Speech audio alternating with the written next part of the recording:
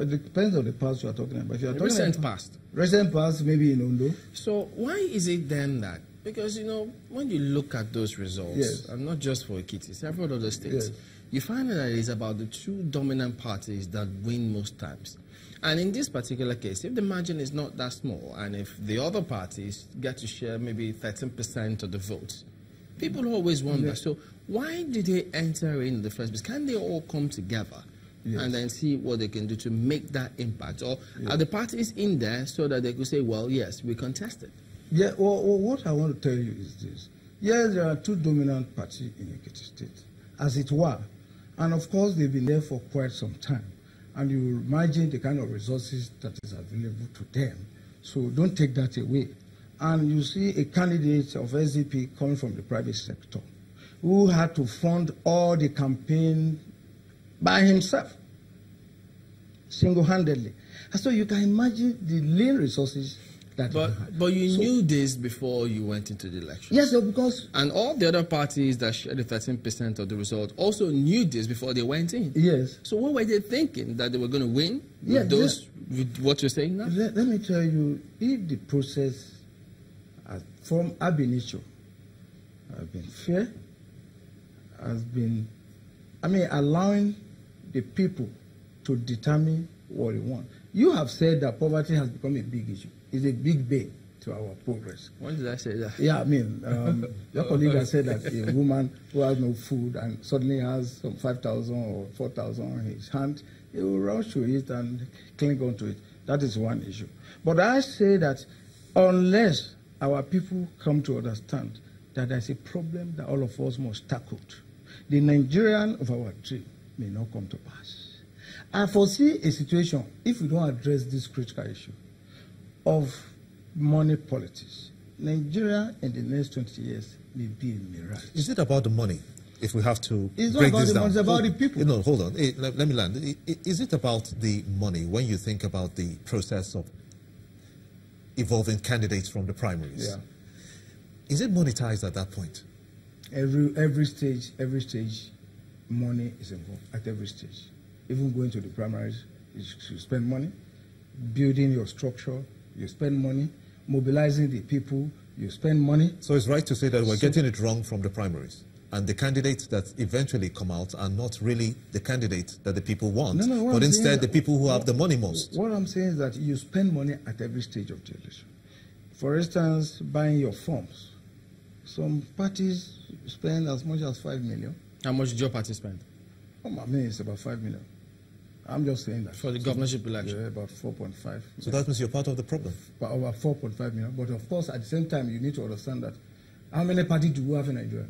Wait. Your party charged 5 million from the same person? 4.5 million for government. 4.5 from the same person that comes from the private sector that has lean resources? Yeah, what I'm saying why 4.5 million? What I'm saying is that it was a standard, because otherwise you discover that you can't manage the process. Every 200 people will want to apply for that same post. And of course, it becomes very monotonous. But are there no other criteria? Aren't there other criteria, not necessarily money, that you can follow to assess who is qualified to run? Of course, there are other criteria. Your forms has to be endorsed by a certain number of people from all the wards and local government that make up the state to show acceptability of your candidature. That is one of the criteria. You must be able to have campaign that runs in all the communities and the capacity to run the campaign. That's number 2. So these are some of the things that we are talking about. So at every stage, money is involved. But what I'm talking about is that at the stage of election, of voting, what happens in Nigeria, that happens in other states, that happens in Ekiti State, has to be mitigated. Otherwise, we are deceiving ourselves. That is the truth. All the leaders in Nigeria are watching what I'm saying, and they know what I'm talking about. Otherwise, we are deceiving ourselves. So, to what extent will the success of the independent candidacy be for you? Well, for me, I don't think from what is happening right now in Nigeria, I think any independent candidate that is coming to contest election must probably go and look at the kind of money in his pocket. Otherwise, it's not going to work. So what about those who perhaps want to rely on this not too young to run law and coming to the fray? You know, one thing you need to understand that the decision to come out to run for governorship is one thing in itself. It's not everybody that can come out. When you are frustrated with the situation, when you are tired of all the system, people say, look, let's go and get our party to run for election. In Ekiti, SDP has tried, but SDP is going to build on the structure that we have on ground. We are going to continue to tell the people, do this right. That was our campaign. When people were fighting, were shooting guns in Ekiti, what we were saying is that no war, the politics of Ekiti, the governorship of Ekiti is not worth any blood of an Ekiti person. That was our message. So we'll continue to run on that platform, and we continue to hope that institutions that are involved in election management will be transparent, will be truthful to the Nigerian people in terms of what they do on election day. So would you say then that those who will perhaps want to rely on that law will have limited chances? The independent candidate? Of no, course, they're not too young to run law. Yes, of course. The issue is that the ball in the youth. I keep saying that the youth population in Nigeria is about 67%. If the youth can come together with one voice, but you see, the youth themselves are factionalized. They are segregated. They are divided. Because when you bring the youth together and you have a vision and focus, just one politician will come and throw money to their hand. Now, because, of course, what goes out their brain is just about money. So they tend to forget the vision for which they have set for themselves. If the youth can come together, we can win an election without money in this country. But because the youth themselves are complacent. That's the truth of the matter. So what must be done to get them to be on the same page? Well, I think all of us must come together. Nigeria, all hands must be on deck.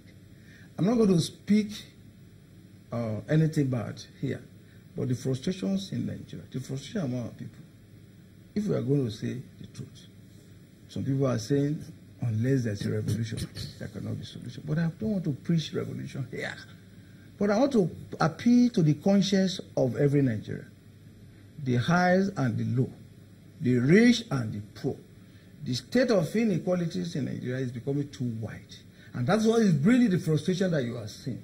That is what is causing all the devastation of the crisis in Nigeria. We must come together to address this issue. We must be honest. The leadership of this country must know that the responsibility of solving Nigeria's problem lies in our hands.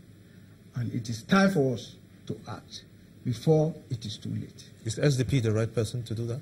Well, I think SDP has the most... There's no principle in Nigeria. The only SDP that is running a party that is based on principle and ideology. Ideology of social democracy. Build the people. The people will build the infrastructure.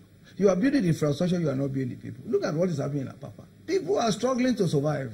Survival of the fittest. That's why you see that gridlock. And it will continue. If you build it today, they will demolish it. So the SDP is saying, look, give me education. Give them free health. Give them free education. Welfare. Jobs. The problem is half solved. So how do you separate poverty, which is very high in Nigeria, with the political process? Because if you have a poverty mass, then it becomes even more difficult or more of a challenge for you to succeed in your political process. That is the responsibility of all of us. What we need to tackle first is what is happening to unemployment, what is happening to inequalities, and what is happening to low income. If you tackle that, the frustration, the agitation to climb to political position will decline. All right, let's go to break. We'll be back in a moment. Stay with us.